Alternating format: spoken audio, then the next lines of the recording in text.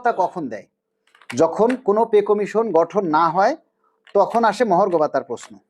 যেমন একটা দেশে পে কমিশন গঠন হওয়ার পর, মানে পে কমিশন গঠন হওয়ার আগে হচ্ছে পে স্কেল দেয়, এই মহার্ঘ ভাতা দেয়। মহার্ঘ ভাতা কখন দেয় জানেন?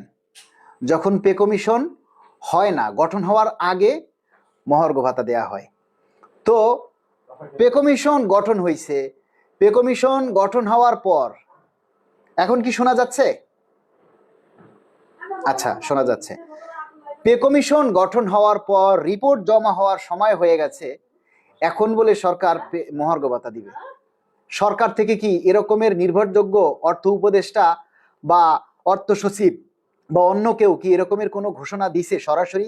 আপনারা কেউ শুনছেন যে না এখন মহার্ঘ ভাতা দিবে? তাহলে একটা পত্রিকার খবর শুনে আপনারা কেন বিভ্রান্ত হচ্ছেন?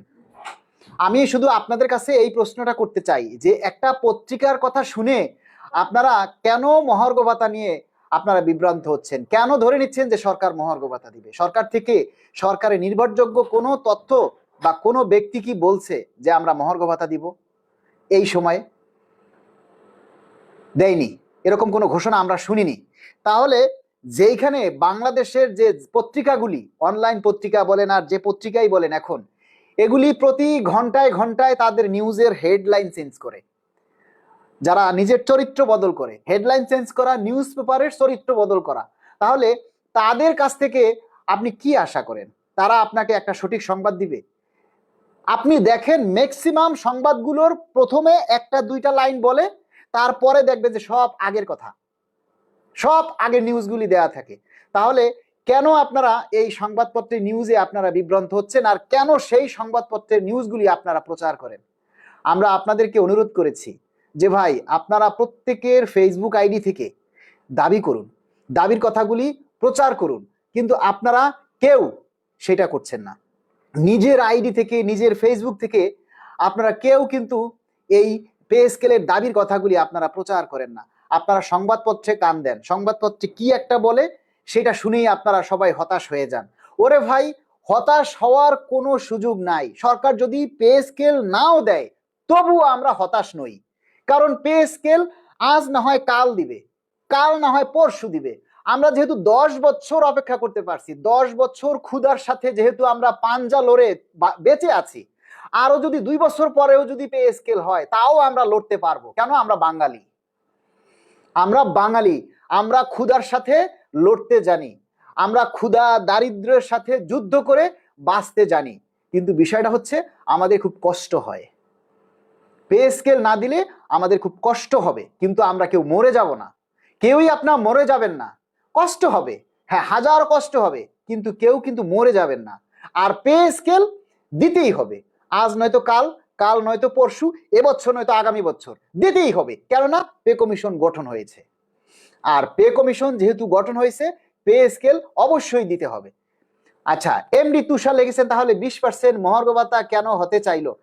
20% মহার্ঘ ভাতা কেন হতে চাইলো এমডি তুষার? আচ্ছা, আপনাকে কে বলছে যে 20% মহার্ঘ ভাতা দেবে? আপনি কার কাছ থেকে শুনছেন? অর্থ উপদেষ্টা মহোদয় কি বলছে?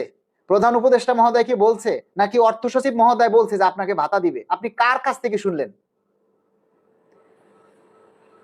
বলেন আপনারা? আমরা আশা করছি এ সপ্তাহে, মানে 31 তারিখের মধ্যে আমরা আশা করি পে কমিশন তাদের রিপোর্ট জমা দিবে। এখন যদি কোনো কারণে তারা 31 তারিখের মধ্যে রিপোর্ট জমা না দেয়, তাহলেও তো আপনারা আবার আমাদেরকে গালি দিবেন, বলবেন আপনি না বলছেন এ সপ্তাহে রিপোর্ট জমা দিবে, তো দিল না, আপনার কোনো তথ্যই সঠিক না, আপনার সব কথা মিথ্যা, সব কথা ভুল, আপনারাই তো সেটা বলবেন। সুতরাং আমাকে এরকমের কোনো কথা আপনারা জিজ্ঞেস করেন না যে কবে রিপোর্ট জমা দিবে, কবে পে স্কেল হবে, এই রকমের কোনো কথা আপনারা জিজ্ঞেস করেন না। যখন রিপোর্ট জমা হবে সেদিন এমনিতেই আপনারা জানতে পারবেন। আকাশে যখন চাঁদ উঠবে তখন আপনারা সবাই দেখতে পাবেন, আমাকে জিজ্ঞেস করতে হবে না।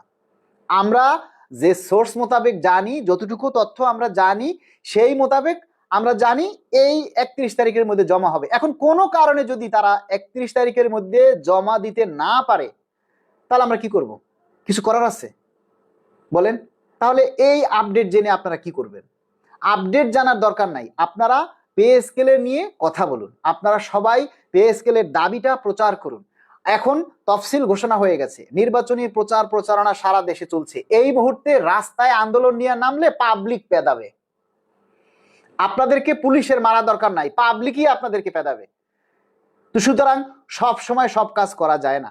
আপনারা 5ই ডিসেম্বর অনেকেই বলেন যে 5ই ডিসেম্বর আমরা মহাসমাবেশে আপনারা লক্ষ জনতা এসেছেন, তারপরও কেন আমরা সেদিন কি করি, এই যমুনা কেন গেলাম না, শাহবাগে কেন গেলাম না, লং মার্চ কেন করলাম না? 5ই ডিসেম্বর তো এগুলি করার কথা ছিল না। আপনাদেরকে কেউ বলছে যে 5 ডিসেম্বর আমরা লং মার্চ করব, 5 ডিসেম্বর আমরা যমুনায় যাব, শাহবাগে যাব, এই কথা কেউ বলছে? তাহলে আপনারা নিজের থেকে কেন এগুলি বলেন? 5 ডিসেম্বর ছিল মহাসমাবেশ। মহাসমাবেশ মানে কি? সারা দেশ থেকে মানুষ এক জায়গায় উপস্থিত হয়ে সরকারকে জানানো যে না, আমরা সবাই পে স্কেলের দাবিতে এক জায়গায় সমবেত হয়েছি, আমরা সবাই পে স্কেল চাই। এটাই ছিল 5 তারিখের উদ্দেশ্য।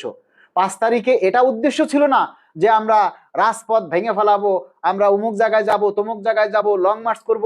এই কথা 5 তারিখে কেউ বলে নাই, এই কথা 5 তারিখে কেউ বলে নাই।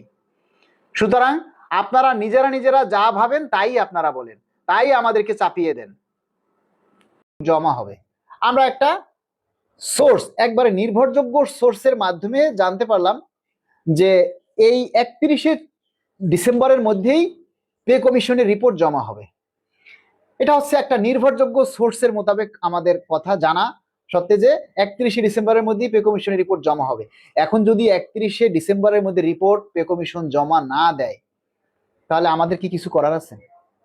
আমরা কি পে কমিশনের মাথায় বাড়ি মারতে পারবো, নাকি আমাদের কিছু করার আছে? বলেন আপনারা।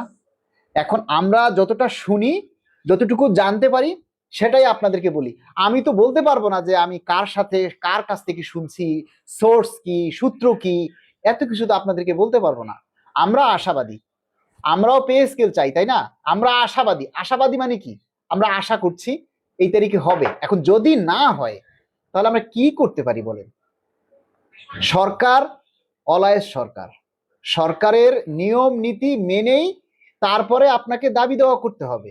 আমি প্রজাতন্ত্রের একজন কর্মচারী, আমার আগে চাকরি না আগে পে স্কেল? আপনারা বলেন তো। আপনারা যারা আছেন এখন, আপনারা এই যে আমাদের কথাগুলি শুনতে আসেন, আপনাদেরকে সবসময় বলি শেয়ার করেন, তথ্যগুলি শেয়ার করেন, আমাদের কথাগুলি শেয়ার করেন। কেন বলতে হবে? পে স্কেল তো আপনিও চাচ্ছেন, আমিও চাচ্ছি। 22 লক্ষ মানুষ সবাই পে স্কেল চায়, কিন্তু পে স্কেলের জন্য কেউ কান্নাকাটি করছে, কেউ কান্নাকাটি করছে না। এখন প্রশ্ন হয়েছে কান্নাকাটি করছে কারা?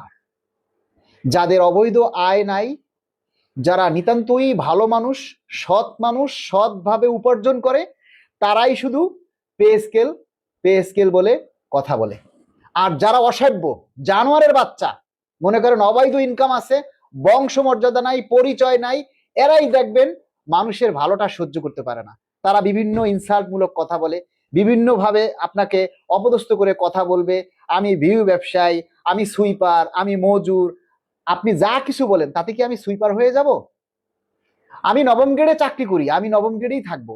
আপনি বলাতে আমি আবার দশম গ্রেডে চলে আসবো না, পিছনে চলে আসবো না। সুতরাং আপনি বলে আপনি আপনার আমলনামাটা আপনি খারাপ করছেন। ইসলামের মতে আপনাকে কেউ যদি একটা গালি দেয়, তাহলে আপনি যদি চুপ করে থাকেন, তাহলে তার গালির পরিমাণ নেকি আপনার আমলনামায় যোগ হবে, আর যে আপনাকে গালি দিয়েছে তার আমলনামায় ডাবল মানে পাপ যুক্ত হবে। আর আপনি যদি তার গালি শুনে তাকেও গালি দেন, তাহলে সেটা সমান সমান হবে। অর্থাৎ সেও পাপী হবে, আপনিও পাপী হবেন।